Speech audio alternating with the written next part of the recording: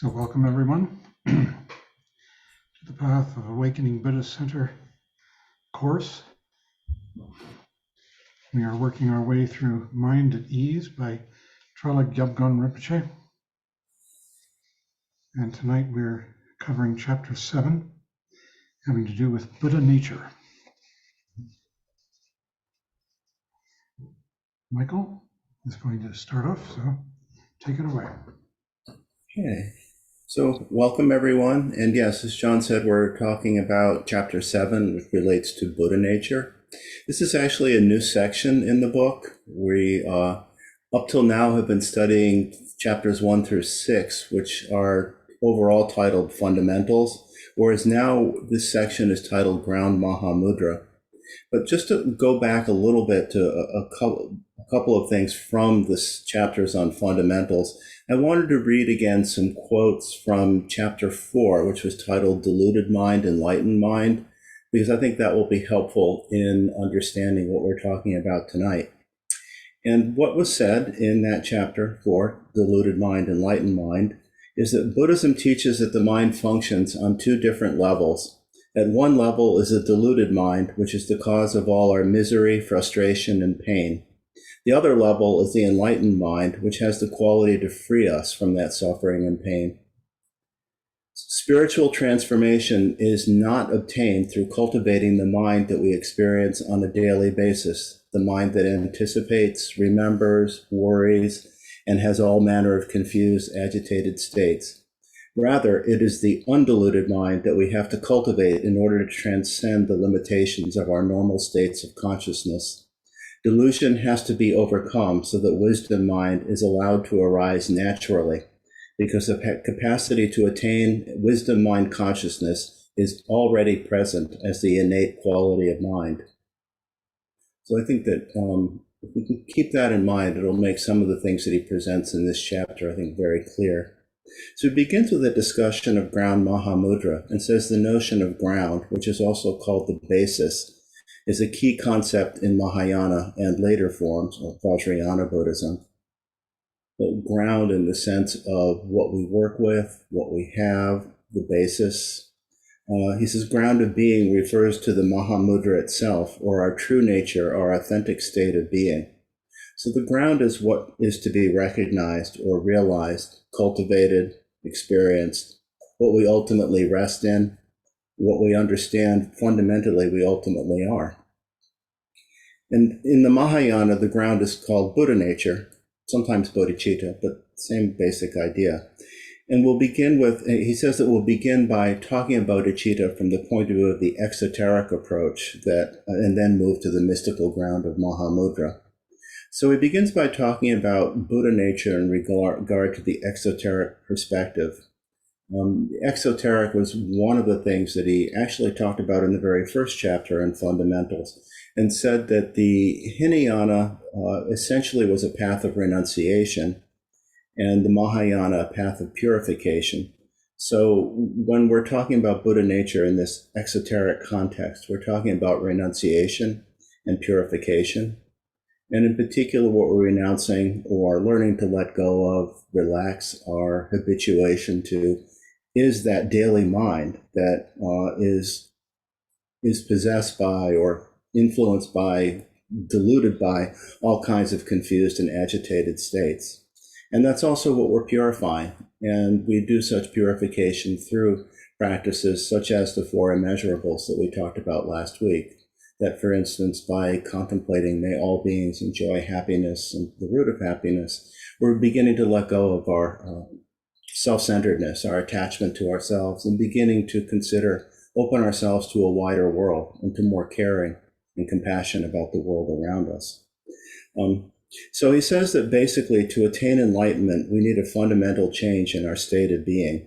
We need to realize and gain a deeper understanding of our awareness of the mind. And he says, how can our normal consciousness, the deluded mind, our conceptual conceptual mind in the sense of mind that forms its ideas of things and then perceives those ideas to be real. which is far from perfect. How can this normal consciousness attain a state of perfection? And the answer is that it can't. Our ordinary consciousness, as he says, is thoroughly habituated to delusory perception. Delusions of all kinds, fixation on a deluded sense of I and other, excessive passion, aggression, ignorance in regard to others. These are the things that he means when he talks about delusory perception. So where would the ability to transcend ordinary consciousness comes from? And the answer, according to the Mahayana, is that it comes from our own authentic state of being, known as Buddha nature. So it's our Buddha nature that we have to rely on. This is our first taste, you could say, or our experience of undiluted mind or enlightened mind. And he says that Buddha nature is not confined to the normal functionings of our mind. It's not contained by the thoughts, feelings, emotions, and egotism that define our conventional empirical reality. He likes the word empirical. It'll come up quite a bit, but think of empirical in the sense of things that are observable, tangible, experienced. In any case, not confined to the normal functionings of our mind. And in fact, we experience this in our practice when we can be completely caught up in thought and then suddenly realize that we're thinking and have a moment of clarity, a moment of waking up. And this happens because our Buddha nature, our fundamental awareness, is not confined to the normal functionings of mind. If it were, we'd stay lost, we'd stay wandering. And of course, sometimes we do because we're habituated to following thought with thought. But when we're able to relax, notice gaps in our thinking, when we're able to allow ourselves to wake up, then we can realize, we can actually experience very directly that our Buddha nature is not confined to the normal functionings of our mind. It's not contained by the thoughts, feelings, emotions, and egotism that define our conventional empirical reality. When we experience compassion in four measurables or in daily life, just events in our life, I don't mean to say that our only experiences of these things are confined to meditation practice. It's just that they're easier to recognize in meditation practice because we allow ourselves to settle. We allow ourselves to be a little less distracted or a little less driven, and we're able to see with a little bit more clarity. But in fact, we have these experiences of waking up, being present, experiencing compassion, openness, awareness all the time. So this Buddha nature is not confined to the normal functionings of our mind. But at the same time, he says it's immanent, it's inherent in our experience in the sense that it doesn't exist outside of our mind. It's not hidden or out of reach. We experience this very directly all the time. And he says that this Buddha nature is called Tathagata Garbha in Sanskrit. Tathagata meaning thus gone, and Garbha as essence, or gone beyond, the essence of going beyond, or in Tibetan, arriving at peace, the essence of one who has arrived at peace. Meaning someone who's gone beyond suffering and arrived at peace, which he says is a synonym for our innate wisdom. Again, we experience this in the moments of clarity that we have in daily life, in meditation practice. He says this spiritual nature must be understood as a given, something we already are in essence.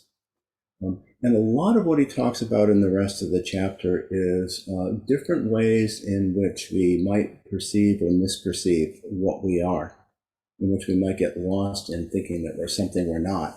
And because of that, not recognize, not see our Buddha nature. So the next section is exactly that. It's about the middle way. And again, some of this is, as much as is often the case in Buddhism, talking about what something isn't, as well as talking about what it is. And in particular, in this section, he talks about some of the different conventional ways in which we might view the self, and how Buddha nature transcends those or goes beyond those. And then with that understanding, helps us see why Buddha nature is a suitable basis for enlightenment. So he says that Buddha nature has to be understood within the context of the middle view, where we don't fall into either the extremes of complete indulgence in the worldly aspects of life, or the extremes of single-mindedly focusing on otherworldly metaphysical concerns. Last week in the Thursday night class, we discussed a chapter in The Profound Treasure by Trungpa Rinpoche, and he talked about transcending the extremes of indulgence and austerity, which is, I think, pretty similar to what we're talking about here.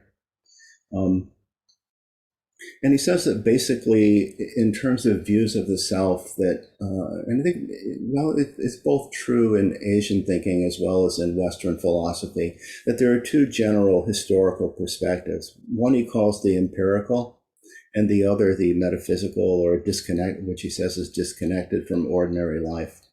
The empirical meaning that people see themselves, or people are seen as just the sum total of their physical and psychological constituents. In other words, what it is that's observable, experienceable, tangible, and that's what's seen as real. And he says this leads to a particular kind of self-understanding without reference to any transcendental sense of life. It confines itself just to the empirical domain. So in a certain sense, this is a domain of science or behaviorist psychology, you could say. It's what leads to some idea of just controlling the self, control of nature. And depending on what extreme people go to, just pursuit of pleasure, indulgence, pursuit of pleasure. But the other view, so this is just an empirical view, just to see things only in terms of what we experience, what we see, what we feel, empirical. The other is to view the self as disconnected from the world. And in this case, he says the self is thought to be an immutable, permanent, self-existing soul or metaphysical self. So something that's separate from the world, that's unchanging, that's fixed, like the notion of soul. He says Buddha nature transcends both types of self-understanding.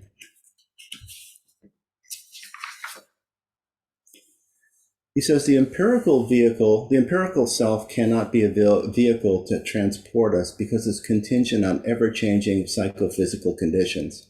In other words, whatever state of mind we might experience from this point of view is changeable. It's not dependable. It is subject to impermanence.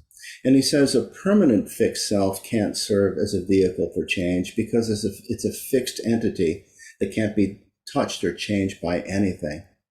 And he says for this, Buddha nature has to be understood as a middle way, that it's not reliant on ever-changing causes and conditions, nor is it reliant on something that's unchanging, metaphysical, remote from the world, or abstract.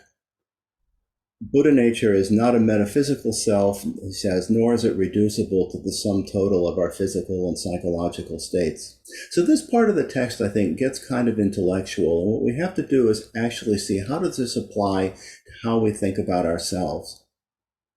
How does this apply to what we think we are? How does that affect us? And I think if we find ourselves thinking in the empirical sense of just in terms of temporary states, then we approach, for instance, our meditation practice trying to create states of mind. And these are inherently unstable and unsatisfactory. At the same time, if we were to see ourselves as in the sense of something permanent and fixed, then might lend itself to a certain kind of laziness or a certain kind of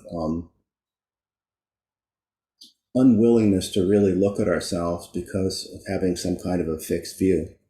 So with this, he says, we do not have Buddha nature as we have other characteristics as part of our psychological makeup. We don't have Buddha nature as we have other kinds of characteristics as part of our psychological makeup. Rather, Buddha nature is what we are in essence. It is our own primordial nature, which is in reality a spiritual one.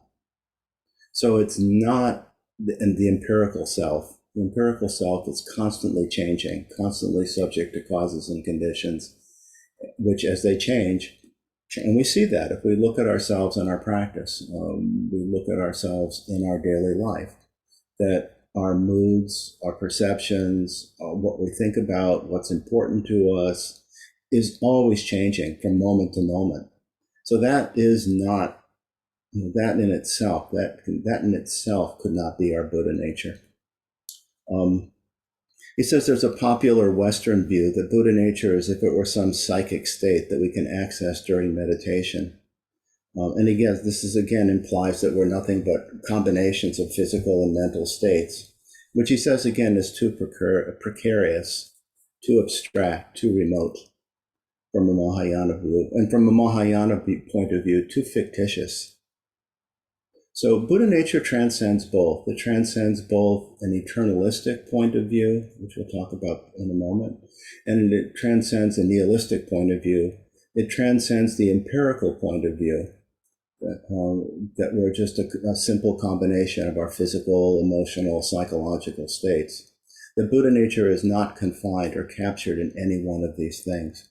And for this reason, because it transcends the two extremes, because it is not defined by either of those extremes, it's referred to as the working basis. And he says, first of all, that it's not an abstract, metaphysical, fixed entity. It's not eternalistic. And he actually quotes the Dalai Lama, and I'll actually read that because I thought it was pretty good. In this case, the Dalai Lama is talking about the metaphysical self in the sense of the Hindu notion of an Atman, which is pretty similar to the notion of soul in the Judeo-Christian sense, that there's some sort of permanent, unchanging, fixed self that is somewhere in us. He says the Dalai Lama is asked whether the metaphysical self and Buddha nature are the same, and he replies, no. The term Atman has a different connotation. It refers to a self or person completely independent of the psychophysical aggregates. Psychophysical aggregates is I think, another term for the skandhas.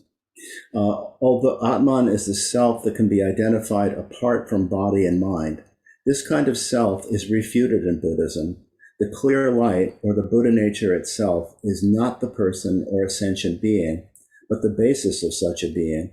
It is part of the consciousness and is therefore the basis of a designation of ascension being of the self or person, but it is not the self in itself.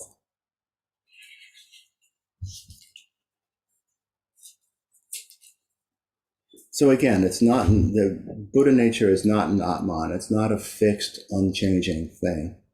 It's never, and Traleg says, Buddha nature is not, never has been thought of as some kind of unchanging psychic substance.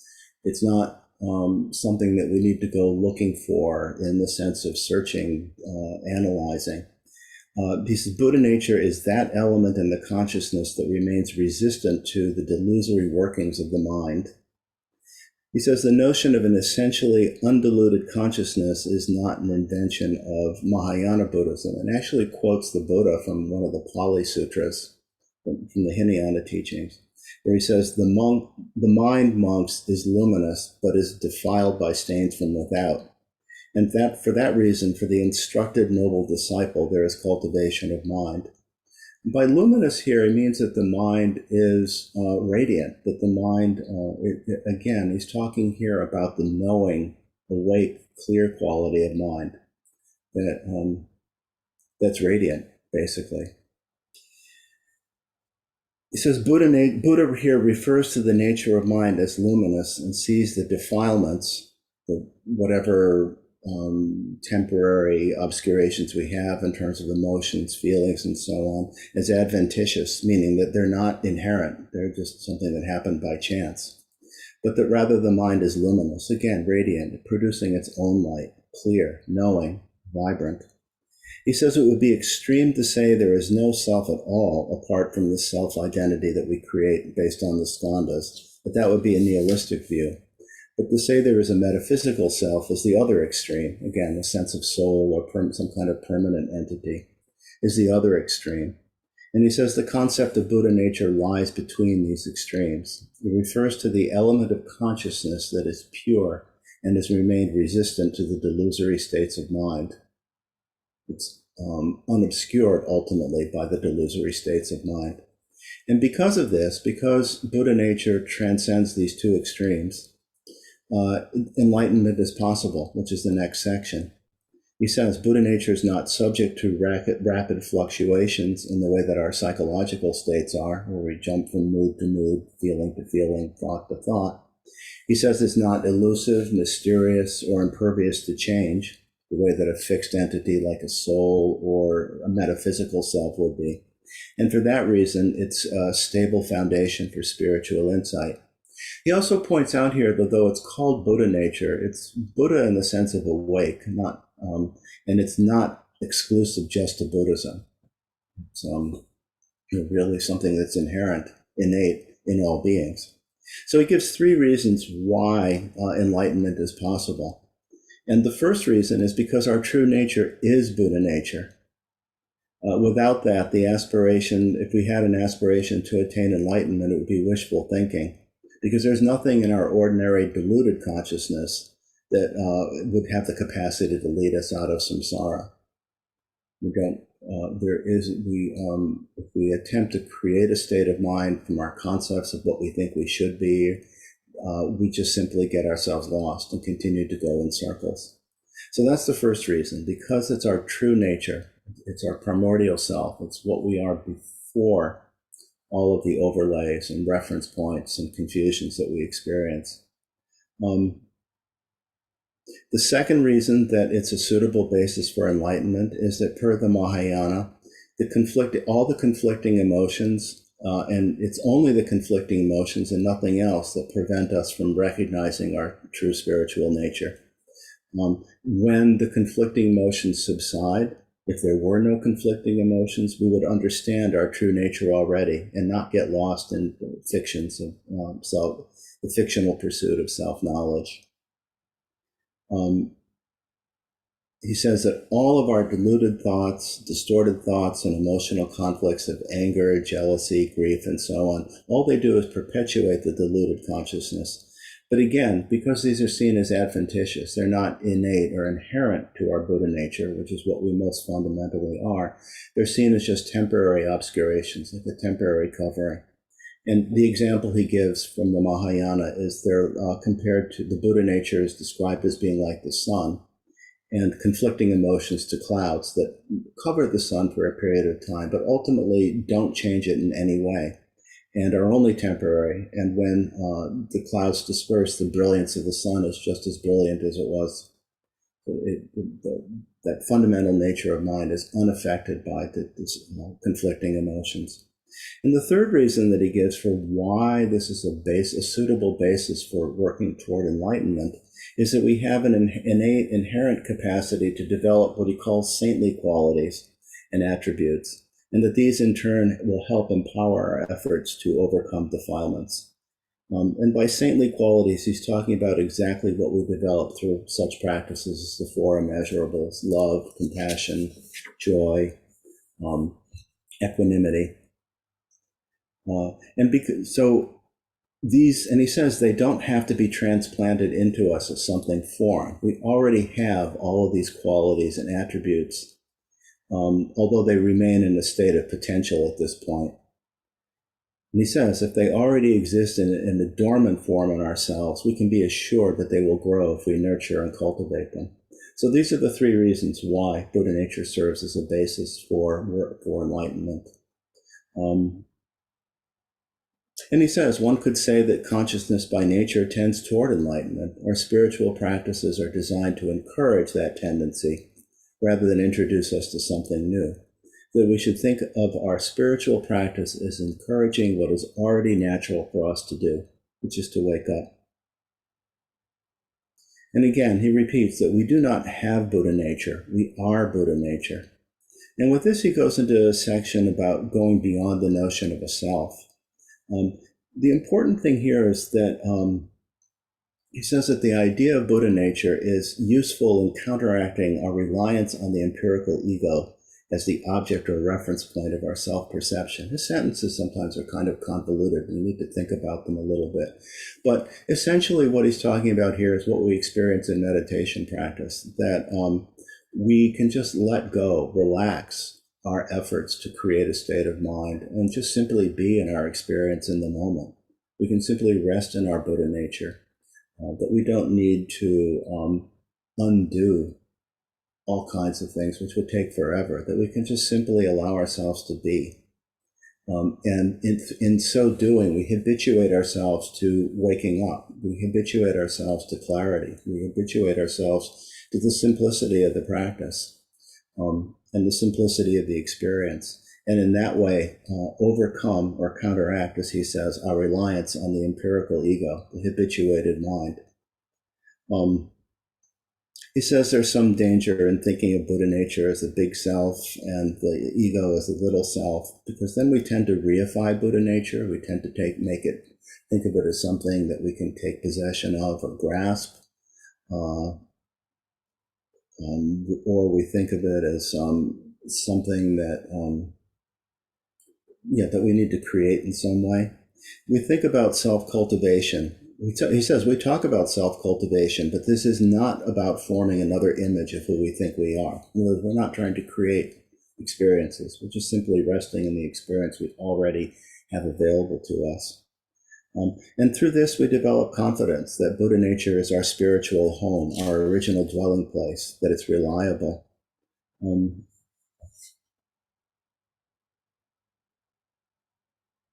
With all of this, if we feel comfortable in ourselves in relation to our true nature, whatever we think on a relative level is less likely to be affected by what happens to us. We develop some stability. We develop some steadiness in our lives. We experience more workability in our lives. And he talks a little bit about the Western tendency to psychologize, which I think has a lot of different meanings here, but basically the tendency to categorize and analyze, to diagnose, maybe you could say. But the point is that it's not simply a matter of seeing how our minds operate. We need to be led to a deeper understanding of ourselves and ultimate reality. That it's not just simply seeing and eliminating a problem, that we actually need more insight. Otherwise, we end up just trying to build a better ego.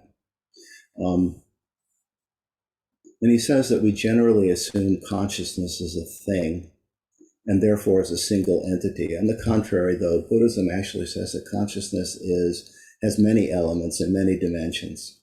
And we know that just even from study of the Yogacara, the 8 types of consciousness that we've talked about, that in fact consciousness is bigger than any one concept we might have about it. And this thing called consciousness, as he says, is not a unitary thing. He says in Buddhist thinking, all psychological experiences are regarded as defiled by layers of delusion, and that these delusions and emotional disorders, that neuroses and emotional disorders arise from our delusions, but the delusory states are more than simple psychological disturbances. And he says even a happy, adjusted person in the conventional sense would not be regarded as undiluted and beyond the need for spiritual ministration. That Buddhist practices are not just designed for unhappy people, they're for all of us who search for a deeper meaning in life, and that it's ultimately liberating.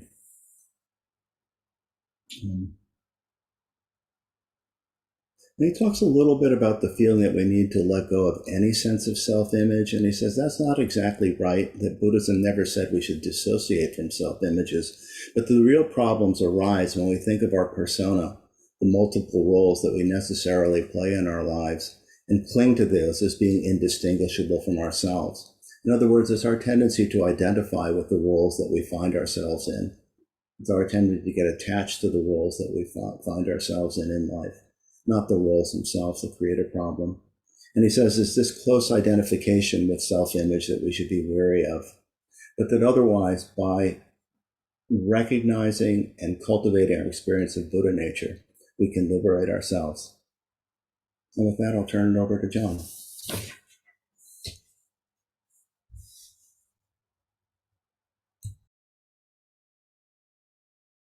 Have to unmute. Thank you, Michael. And is somebody controlling the spotlight? Remove it from you. Barry, should I put it in myself? No, it's done. It's done? I'm not co-hosted, so I can't. But it's been done. Someone did it. Wait a minute. I don't think so. You're all set. Well, I'm looking at the screen and it's all little boxes. Well, the spotlight is on you if you change to gallery view. I mean, to speaker view. Excuse me. Now I'm seeing you.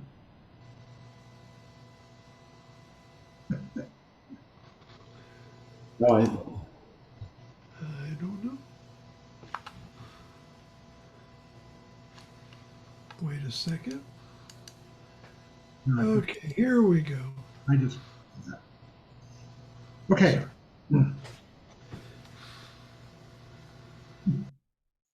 So, I'd like to start by meditating together.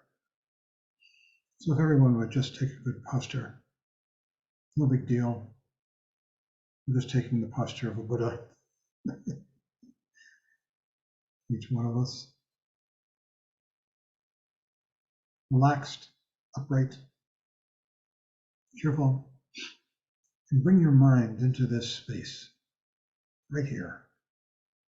Whatever happens to be arising in this space of awareness, these words, whatever your eyes are seeing, your body feeling, any of your senses apprehending, including occasional thoughts that come and go.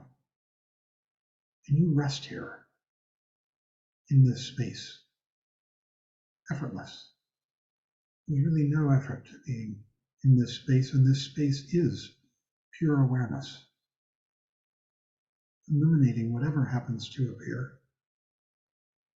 Sights, sounds, objects of the senses, and thoughts.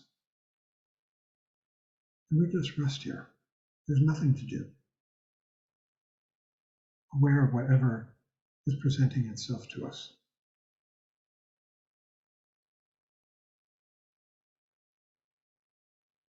Thoughts come and go, like thoughts about this practice, this state of awareness. They arise and then they're gone. They change. But this state of awareness is always here, housing, accommodating, giving room for whatever of the knowables wish to appear. I wouldn't say wish, just do appear. Resting in this space, as we're doing now, is resting in our Buddha nature. The key element which comes with time is confidence. Confidence that this is always here. It's like the sun, which gets obscured by the clouds. It's like the sky, which sometimes gets obscured by clouds. It's always here. This state of awareness is radiant, illuminating anything and everything that appears in it. It's spacious, accommodating, allowing whatever arises to arise and pass. We come back to it again and again from focus on particular things, particular sights, sounds, smells, tastes, tactile sensations, or thoughts of all kinds. In this regard, there are no good thoughts or bad thoughts. They're just thoughts. And we see them when we awaken. We get lost in them when we go to sleep. We get lost in our thoughts, just like you're lost in watching a television show until you wake up and you realize, oh, I was really lost in that thought, that dream. And you see it, and you're back. That's all there is. Nothing more to do.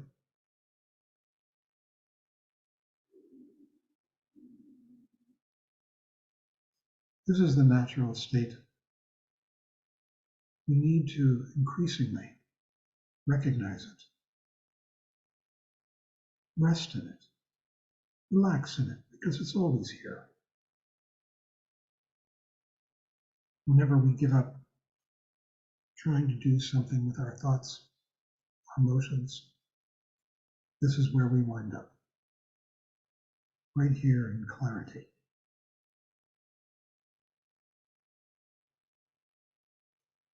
Rinpoche said that treading this path is a process of switching our allegiance from our dramatic, goal-oriented thoughts, our plans and hopes and fears, and judgments, good and bad, all reside in thought and concept. Switching our allegiance from that to this clear awareness that is utterly effortless, always here, like the sky, accommodating whatever happens to arise and pass away.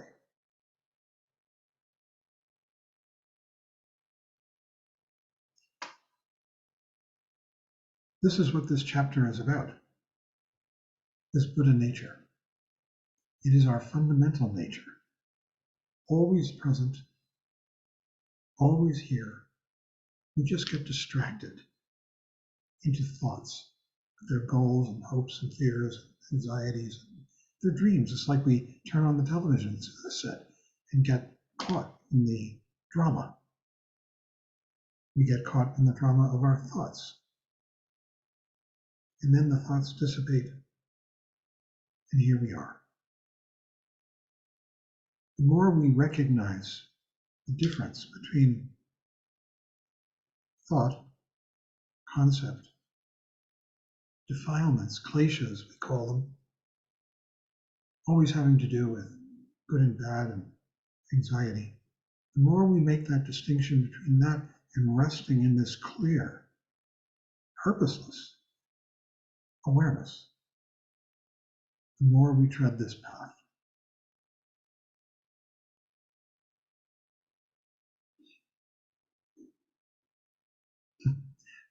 Is a joke. You can relax now. That's a joke. Because this is the ultimate relaxation. No effort. There is no good and bad in this. If we think, oh, I'm a terrible meditator, I'm having bad thoughts, that's just another thought. The point is awareness. Awareness is the point, not being thoughtless, not being in any particular state of mind. The point is just seeing it all of it. All your thoughts, all your emotions, everything. As soon as we try to change something with some goal orientation, we're lost in another dream. And then you see that and you let it go and you don't judge yourself because that's another dream. One of the most subtle and pernicious of the dreams is, I'm going to become a really good meditator. That's a real hooker. And you just see it and it goes. And then you're here automatically. Isn't that amazing? Ironic that we were already here. All we have to do is give up self-doubt and its correlates, self-correction, self-improvement. Give them all up. So the next section is overcoming conflicting emotions, kleshas. He says the only way to realize our Buddha nature is by overcoming our conflicting emotions. This is just what I've been talking about. Letting go of our conflicting emotions, letting go of our desires and our hopes and our fears and our aversions that we get caught up in, these stories that we tell ourselves. They could be turned into television dramas. In fact, they are. That's how these people write these terrific dramas on TV or in the movies. We therefore need to have a clear understanding of what conflicting emotions actually are. That would be good. They're not sin or neurotic states, as understood in Western psychology. That's a judgment. They have to be seen as aberrations, like an illness or a disease. It's like falling asleep into a dream, a bad dream. Even when they're pleasant, they're bad, because they're pleasant in contrast to being unpleasant. It's like an illness or a disease, the need to be corrected, and they have two sources or two veils, which are all, again, mental events, part of the dream. And this is the veil of cognitive distortions, that means believing in I and other, and the veil of the conflicting emotions, which means that once we believe in I and other, we get caught in that little story, that drama that somebody wrote for our television sets, that we wrote. Once we get caught in it, then it's full of Sturm und Drang, to use the German expression, storm and thunder, pain, pleasure, emotionality. Everything we experience is obscured by these two veils, belief in I and other, and then the emotions that attend to that problem of I and other. What's the relationship between me and these others? And there we get all kinds of entertainment. And that's really what these conflicting emotions are. They're a subtle and painful, sometimes not so subtle, form of entertainment. Entertainment in that it keeps the whole story going. We're caught up in the story. Everything we experience is obscured by these two veils when we are lost in confusion. And this is samsara. This is what samsara is, with its confusion, depression, insanity. At the least, these things dim the world and produce a growing loss of sensibility, awareness, and sharpness of mind. It's because we're lost in these dreams. I mean, taken to an extreme. We've all seen, those of us walking the streets of New York, the person walking down the street shouting and screaming at something that we don't see, but he or she does. And we do that too, in small little ways. We get lost in those dreams. And then we come back. Come back to what? To whatever this is at the moment.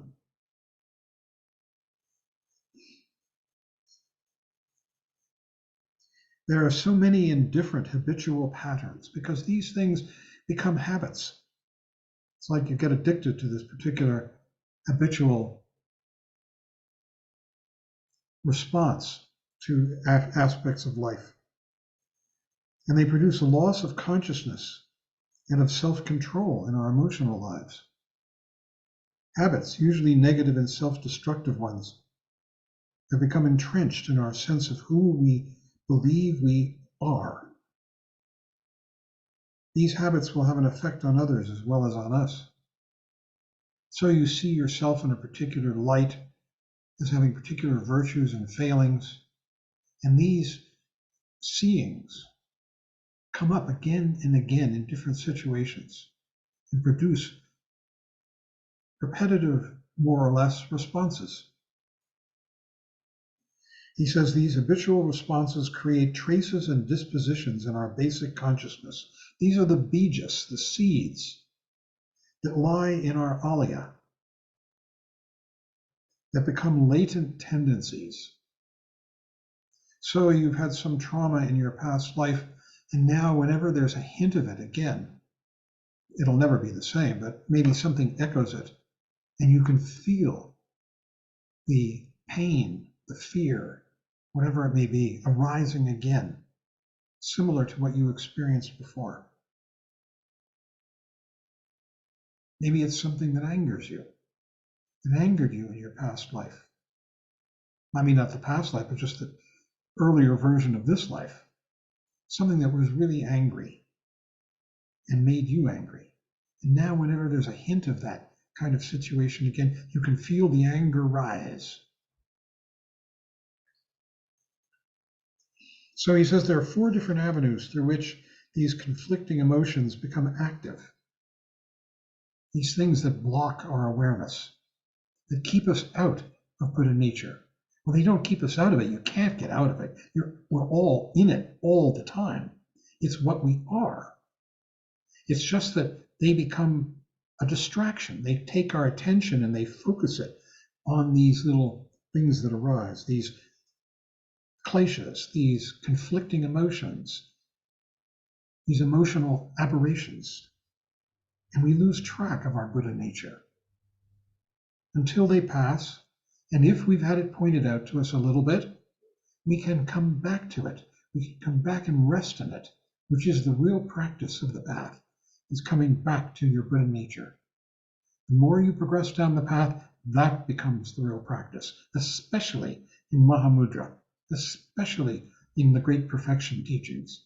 It's the practice of coming back to this open, clear awareness that is always here, waiting, just like the sky, just like the sun. These things can be obscured by the clouds of the conflicting emotions, and then the clouds pass and here they are. But normally, we're just focused on these clouds. And so we don't really pay attention. Once we begin to tread the path, we begin to pay attention to the cloud, to the sky, to the sun and the sky. This awareness that's here and now, always here, never stops. So there are 4 different avenues through which conflicting emotions become active as the traces and dispositions of our confusion. The first is called the avenues of the senses and sense impressions. Everything we see, hear, smell, taste, touch, and cognize is already tainted by traces and dispositions. That is, we like this, we don't like that. Nothing enters our consciousness without being interpreted in some discriminatory manner. We react to everything with the 3 poisons. That is, we want to push it away, that's the first poison. We want to pull it to us, or we're indifferent. That's passion, pull it towards me, aggression, push it away, and call it ignorance, call it stupidity, call it, I prefer indifference. It's moha in Sanskrit. So we react to all these things with the 3 poisons because we've lost track of our Buddha nature, and we're just reacting habitually out of trained responses that we've had in the past. You see someone who reminds you of a person you regarded as your enemy, and you feel aversion, even though you maybe have never even spoken to that person. All kinds of things like that arise and taint, color, and prejudice our lives. The second is called the avenue of self-perception, that everything we experience is generally processed with reference to ourselves. It is seen as belonging to me. That person reminds me of my mother. Ooh, this steak reminds me of the one that I had before, in this great restaurant in wherever, New York. It's seen as belonging to me. We are always thinking, I experienced this, I saw that, I thought this. Gradually and insidiously, this reinforces our thinking of ourselves as a particular kind of person, a unique and discrete entity. I have my particular talents, I have my particular tastes. I'm a real gourmand. I just know subtle differences in food and preparation, whatever it may be. Third is the avenue of the causes and conditions that prevail at a given time, one's natural and social environment. Again, you walk into a room and it reminds you of something and it just keys your emotion, your emotionality, and the kleshas arise. This can influence one and is also affected by one. Fourth is the avenue, he calls it homogeneity. Our preceding physical and mental states will determine our subsequent ones. There's a kind of continuity. Things change, but not completely. As we react, as we walk down the street, as we talk to people at a party, as we sit and study, and whatever we do, there's a homogeneity that continues on. There's continuity and change happening. And this is true of the defilements. So we're imprisoned in a world that is created by our own deluded consciousness. We are imprisoned in this world of likes and dislikes that are so habitual and repetitive. In order to free ourselves, we need to work with our adventitious, conflicting emotions, our kleshas. Attainment, this produces the attainment of enlightenment. We have to be able to see them. to stop acting in them and to just see them. That's awareness. There's nothing more to do but see it and then let it go. It just goes. To see it and not follow it, not continue it, which takes an effort. But if we just see it, it evaporates all by itself. Poof. He says this we can do through the practice of meditation, which produces liberation, moksha in Sanskrit, tarpa in Tibetan. And this is what the practice of meditation is. We come back from involvement in these kleshas. I'm angry at this person. I'm going to do that. And whoops, there I go again. And suddenly we see it. We come back. That is the act of meditation. You don't have to do anything with it. Once you are back, you're back for however long, until we go off again and then come back again. And this path is a gradual path of shifting our allegiance, as Trungpa Rinpoche said, from involvement in those kleshas to seeing them and coming back and letting them go and resting here in this clear awareness. We are connecting with our spiritual nature.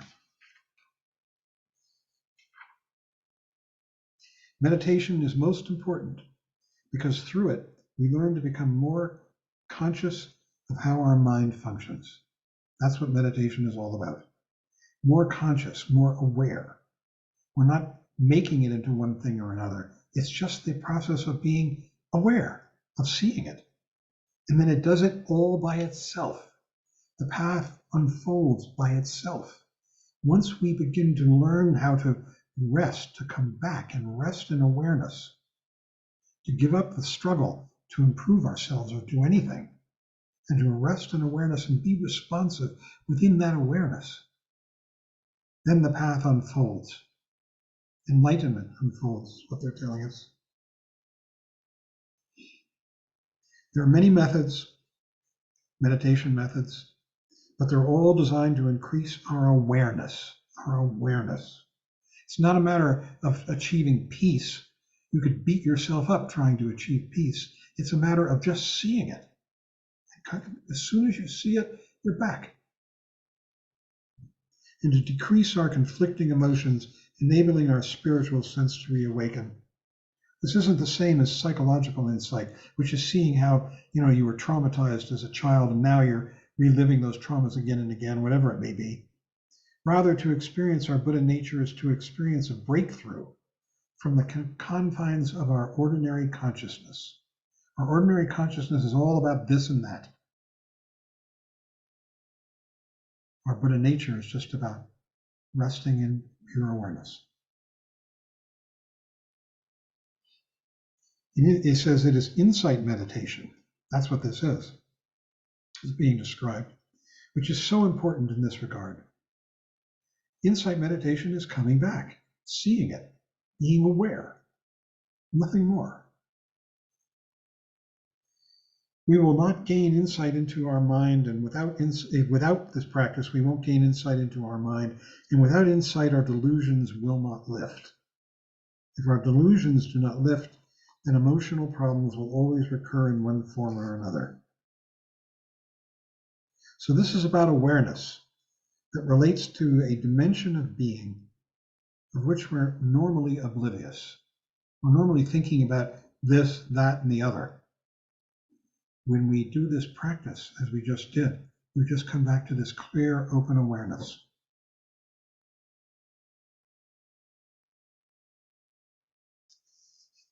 Meditation is not about being aware of our psychological states, nor about simply learning to be attentive and present.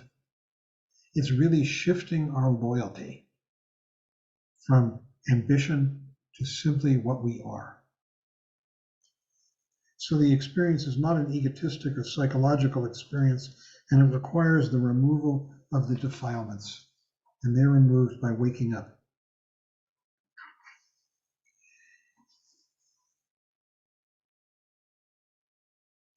He says, according to the Mahayana teachings, being in touch with our own true nature is a transcendental experience.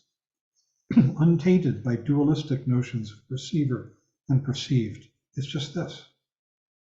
It's here now. You don't have to perceive it. There's no one perceiving it. It's just awake. There it is. Pink, it's loud, whatever it might be. It is an all-encompassing state which one no longer distinguishes, in which one no longer distinguishes between self and other. We've broken out of the egotistic shell. We arrive at the state of Buddha nature, ground Mahamudra. Now, in the present. If we can allow ourselves to do that, even for only a short time, then we're already there.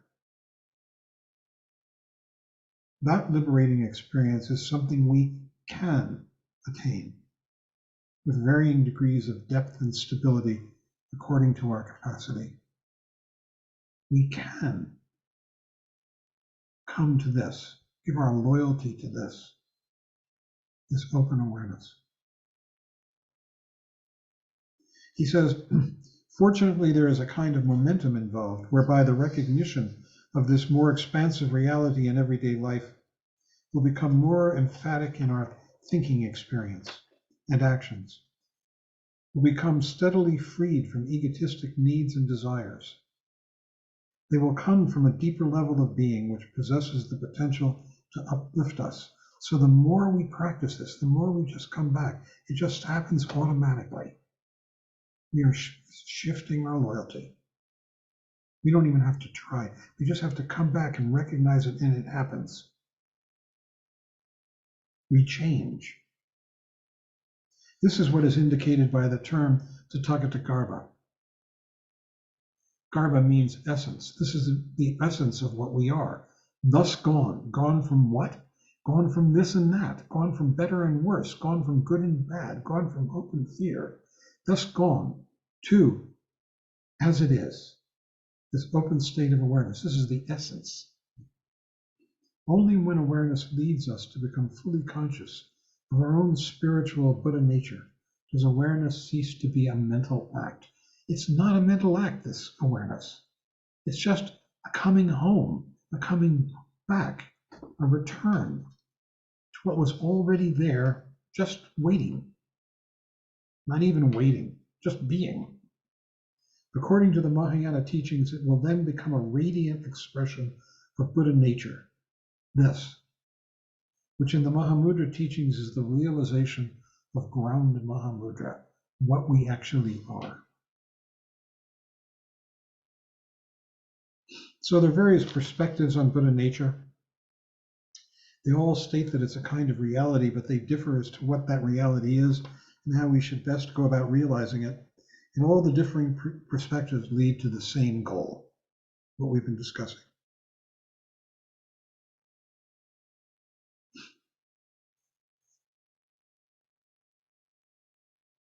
And the reason that there are these different descriptions and different techniques is because different people need different explanations, different methods, different direction. He says any single perspective that is dogmatically thrust upon a multitude of diverse individuals will fail to inspire many and is unlikely to benefit more than a few. So we have this wide range of different techniques that are going to be discussed.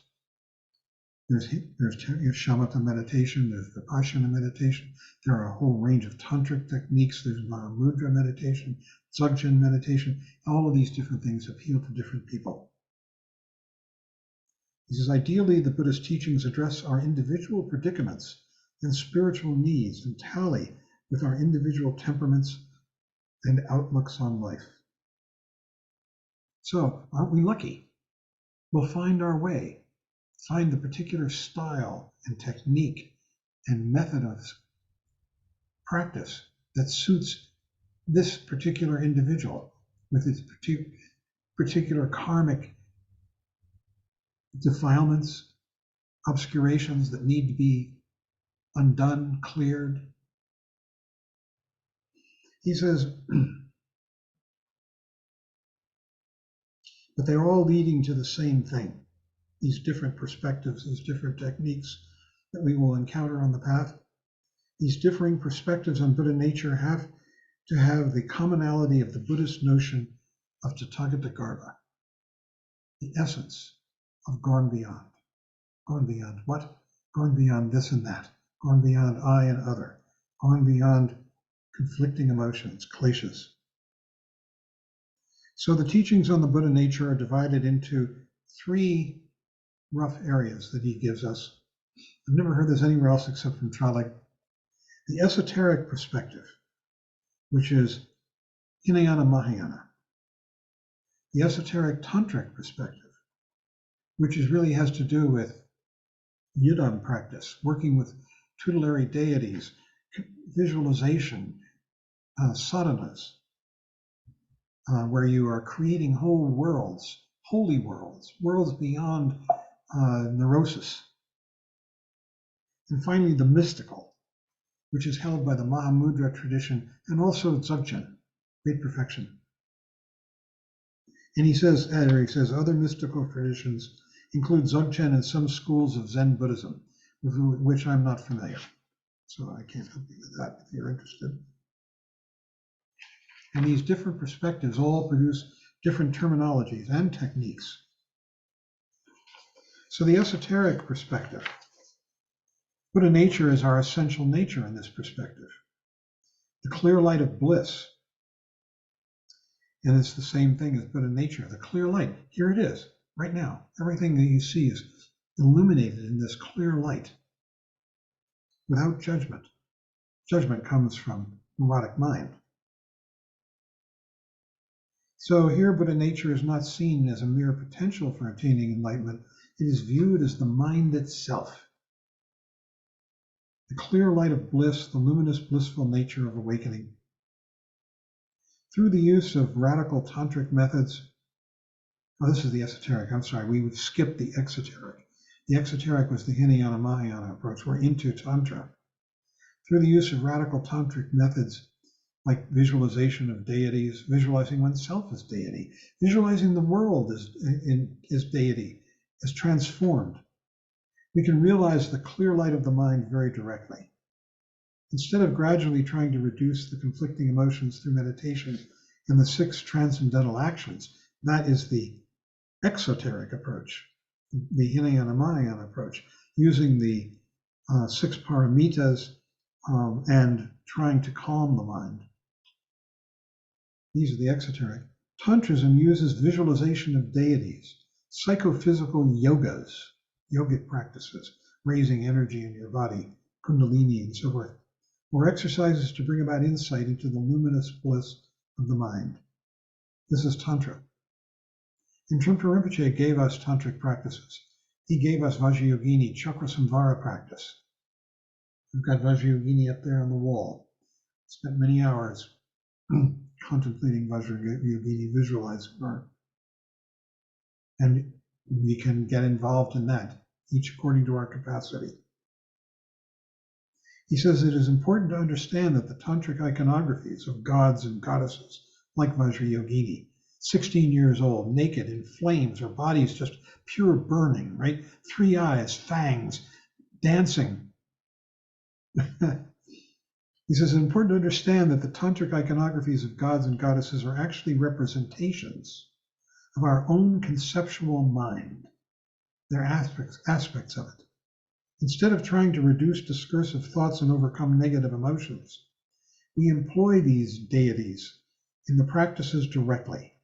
It is impossible to visualize deities and other iconographic images without using our thoughts.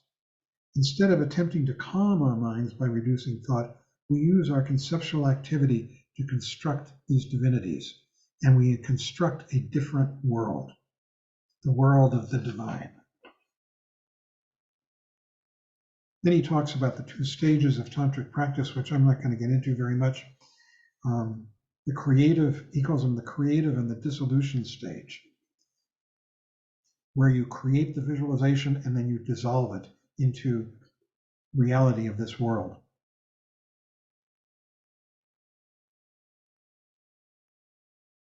He says, when the functions of the gross level of consciousness, begin to slow down and finally stop, the clear light of bliss becomes manifest.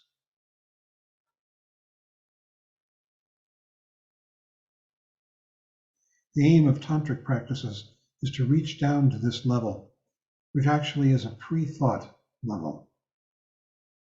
It's this beautiful, blissful, vivid, luminous world. In the creative phase of the practice, that means when we're creating this visualization, bringing it to mind in front of us, we are dealing with our normal consciousness, thoughts, concepts. With the dissolution phase, we go deeper and deeper into levels of absorption until we are able to remain in the purest state, the pure essence of consciousness. So we do, in the creation stage, it's called creation and completion too. He's calling it, I'm not actually used to this terminology because we were taught creation and completion.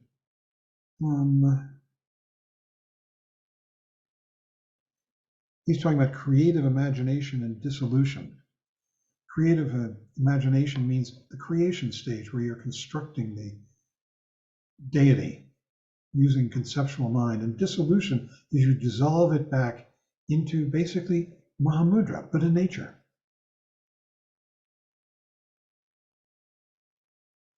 With the dissolution phase, that means the dissolving of it back into Buddha nature.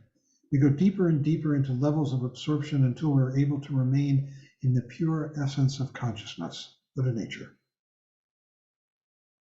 What has taken place is the transformation of the normal functioning of consciousness, which is one of the central goals of esoteric practice.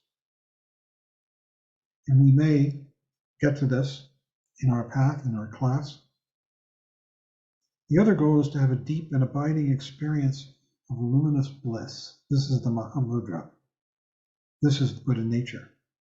And by doing so, realize our innate Buddha nature is the enlightened state.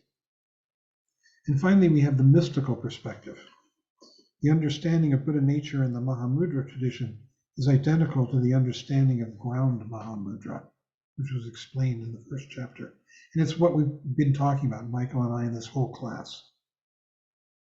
This is the definition of Buddha nature in the Mahamudra tradition. No renunciation or purification is required, nor do we employ any of the methods of transformation in Tantra that are used in Tantra, of deities and mantra. And I mean, when you're doing those kind of visualization practices, visualizing Vajrayogini, for instance, or Chakrasamvara, they say that if you're good at it, you can see these deities right down to the pupils of their eyes. They're there in front of you. The mystical approach of Mahamudra is the method of self-liberation, which originated with the Mahasiddhas of India.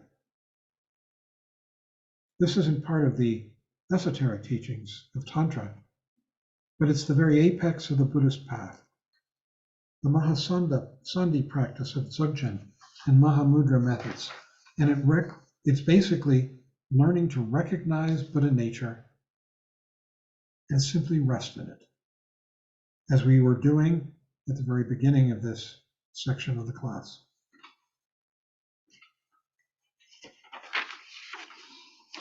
So he says,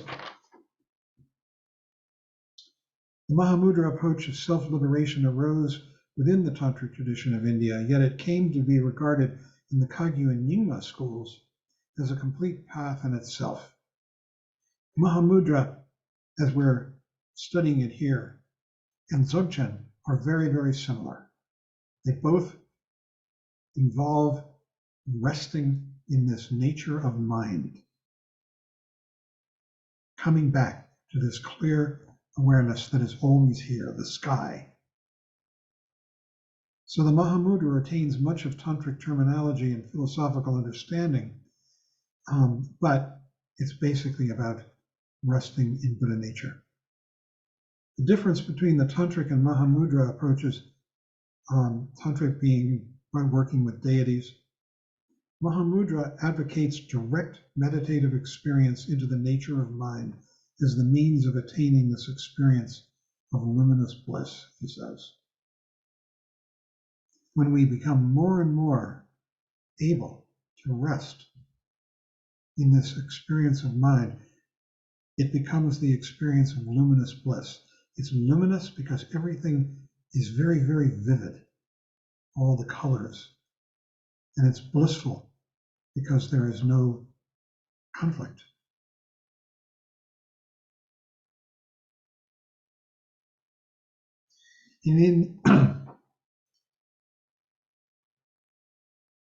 So in Mahamudra, Buddha nature, which we've been discussing over and over again, is regarded as the very nature of mind. Is not seen as a potential for enlightenment or something that we're going to create or achieve. It's really, as we develop confidence, as we develop a taste for it, we relax into it. It's the actual state of enlightenment that we already embody. It's already here. It's just that we doubt. We have a loss of confidence.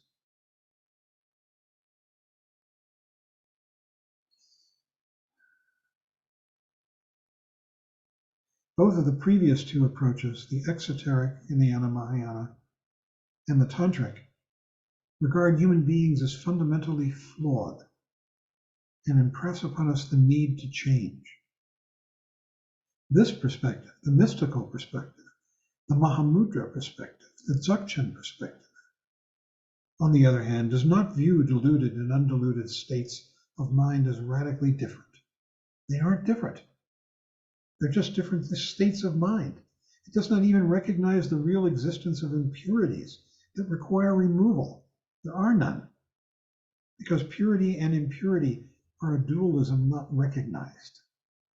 So the only difference between an enlightened being and an ordinary sentient being lies in whether we know or do not know our own nature. It's already here. It's just a matter of whether or not we know it or not. We acknowledge it or not. We say yes to it or no. Because it's already here. It's not something that needs to be created. He says Buddha nature is not the cause of enlightenment. It is enlightenment itself. We just come back to it.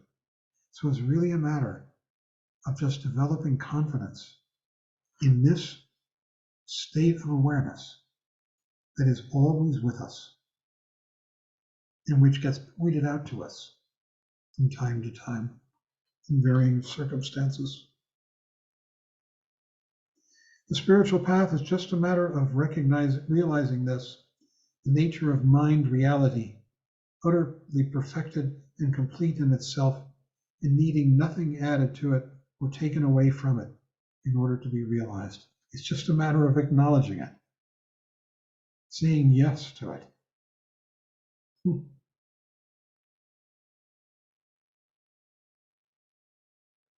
He quotes Rangjung Dorje, who was the third Karmapa, and generally regarded as being the greatest of all the Karmapas. He says, without realizing this, without realizing Buddha nature, we circle in the ocean of samsara. We're constantly trying to get something, perfect something, make it better, which is suffering. When realizing it, Buddhahood is not somewhere else. It's right here. It is completely devoid of it is this or it is not this. That has no bearing. May we see the vital point of the all ground, the nature of things. That's Rangjung Dorje. So we're not trying to attain any particular meditative state per se. We're simply trying to remain in our own natural state, what we already are, which is not separate from Buddha nature.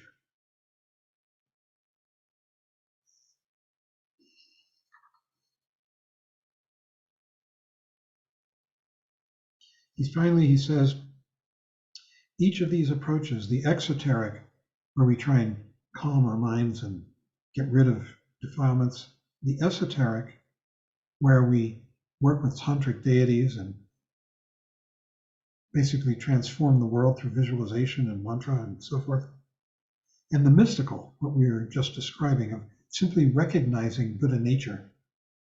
Each of these leads to the same realization, but through a different method. And it's a matter of how long it's going to take. The first, purification through meditation and getting rid of the kleshas, that can take lifetimes, many lifetimes. The second, the tantric practice, can be done in one lifetime, maybe, or several. The third, the mystical approach of recognizing Buddha nature, if you can do it. I mean, I heard Tulku Ujin, he was the father, he's passed, of Tsukni Rinpoche and Mingyur Rinpoche and Chikinima Rinpoche, some of whom you may know. He said that if you practice what Traleg is calling the mystical approach of recognizing your Buddha nature, you can do it in 18 years of practice in this lifetime. That's pretty specific. These different methods are each skillful means suited to particular people. But keep in mind that it is this last perspective of Buddha nature that has been appropriated in the Mahamudra teachings and in Dzogchen. And that Buddha nature and the nature of mind are the same thing in this mystical literature. So we have a little bit of time left and we can have a discussion.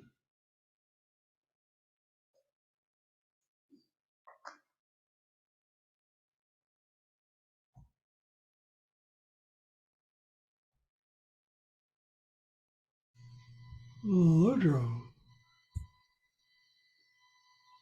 Thank you. That was wonderful. I was wondering, does Upaja emerge naturally out of Grand Mahamudra, or is it something that we need to engage in individually, or perhaps through Path Mahamudra? I didn't understand that what you said. Does something come out of Mahamudra? Upaya, Upaya?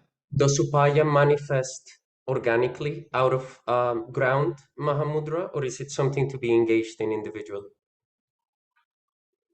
Upaya simply means, it's literally translated as skillful means. And what it means is action that is informed by true seeing, by seeing reality. It can be experienced in any one of these levels, the exoteric, esoteric, and mystical. It just depends on the depth and profundity of the individual's realization. And then if that realization is deep and profound,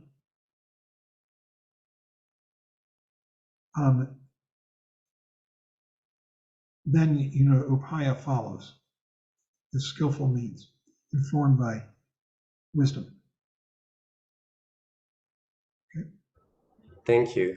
I was also wondering if there are any recommended readings from Rangjung Dorje that you have in mind. Yes, he he wrote a lot. I'll come up with some recommendations.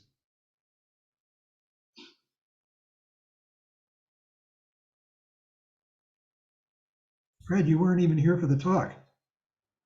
Yes. I was here. No, you came late, very late. No, I was here. I was here for the meditation too. Really? Okay. I was obscured with a I don't know what you call it, a default avatar of nobody. Okay. He snuck in quietly. Kind of like Buddha nature. Huh? Kind of like Buddha nature. Right. So what's your comment or question? I was watching this great video with Mingyur Rinpoche, and he was describing Buddha nature, and he had like an object and then like a cloth over it.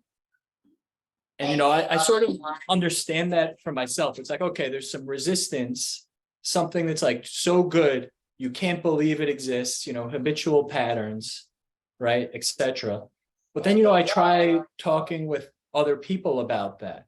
And there's so much resistance that it's really tough to work with. So I guess the question is, what's the upaya? I'm thinking of like Chogyam Trungpa, right? There's a story in Shambhala, he's trying to talk to people about Buddha nature. They don't care. And he eventually said, oh, why don't you come over to my house for a pot roast or something? And then they're like, oh, that's a great idea. I'd love to do that. So is it that simple? Like the upaya is just meeting people where they're at to build a relationship, to say, hey, you got this thing, Buddha nature? It depends completely on each individual, on the teacher, on the situation. Trungpa Rinpoche was a master. I think that, frankly, I think someone like him comes along once every 500 years. And he exuded this teaching that came out of his pores. It also depends on the student, their readiness and willingness to hear it and to be open to it. There's a magic involved. There are lots of stories you can read. And each one of them is so different. I mean, Talopa, Naropa follows him for years and years and years and goes through tremendous suffering and travail. And finally, one day, Talopa takes off his sandal and slaps Naropa in the face, and he's got it. Patrul Rinpoche has a servant. His name is, I think, something like Ungdrol or Lingdrol, I've forgotten. And one night, Patrul Rinpoche is lying out in the grass, looking up at the stars, and his servant is standing about 15 feet away, waiting, for any kind of needs that Patrul Rinpoche might have. And Patrul Rinpoche calls over to him and he says, Lingdrol, do you see the stars in the sky? And he says, yes, Master, I do. And he says, Lingdrol, do you hear the dog barking over at such and such a monastery? And he says, yes, Master, I do. And he says, that's it. And Lingdrol gets it like that. It can be magical like that, and gentle. It can be fierce like with Talopa. There's just no, Trungpa Rinpoche used to give it to groups, to individuals. And he said that it's karma. It's karmic preparation. The individual's readiness to hear it. And the fact that all of you have come and sat through this lecture and this course, indicates tremendous karmic readiness and preparation and openness, as opposed to the people who are, having a drink at the corner cafe or still working in their offices or whatever they might be doing.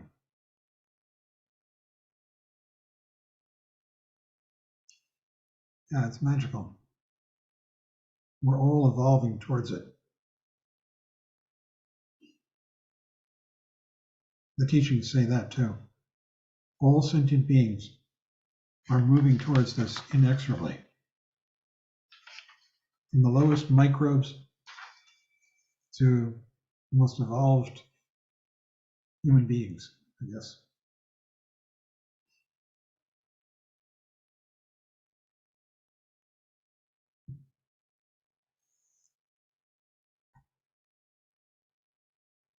Who else? Barry. Yeah, I think actually Fred may have been asking about when he tries to convey some of what he's learned to others. I think, yeah. And I asked this question once of a teacher, and the answer I got was, first thing is check your motivation. Take a good look at what it is, why you want to do this. What exactly are you trying to accomplish? Check your motivation. And if you have some clarity on that, then just be open to genuinely communicate. I hope that helps. Yeah, that helps. It was definitely implied in what John was saying with like the karma and the causes, the conditions, and my own motivation. It's like, oh, I want somebody to do this, but am I trying to pick a fruit on a tree that's not ripe yet? It's like, oh, that's my own insanity or delusion or confusion. I just want to fix other people. That's my thing. Oh yeah, totally. Yep, you just said it. Yeah, that too. It's like, it's like it's a tricky one. I'm with you. And it's actually we're out of time, I think. Yeah, it is time to end. So we'll continue this discussion tomorrow night at this discussion group. And Michael, are you going to lead us in the closing chants? Or should I put Sure, I can do it. Okay. Have it ready to go. So we'll close as always by reciting a prayer for peace and dedicating the merit generated through our practice and study for the benefit of all sentient beings. By the blessings of enlightened and compassionate ones, by the power of my positive actions of 3 times and my prayers of pure aspiration, may wars, conflicts, epidemics, and all other maladies dissolve in this world. And may the earth and all who live on this earth enjoy the abundance of well-being. May all learn to live lovingly with each other. By this merit, may all obtain omniscience. May it defeat the enemy, wrongdoing, from the stormy waves of birth, old age, sickness, and death. From the ocean of samsara, may I free all beings. By the confidence of the golden sun of the great east, may the lotus garden of the Rigdon's wisdom bloom. May the dark ignorance of sentient beings be dispelled. May all beings enjoy profound, brilliant glory.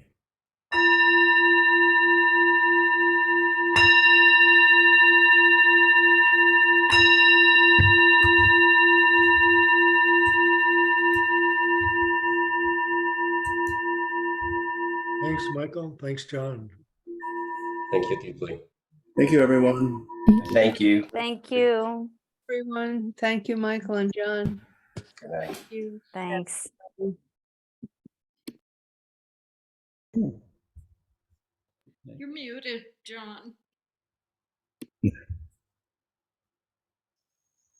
Okay. I'm going to turn off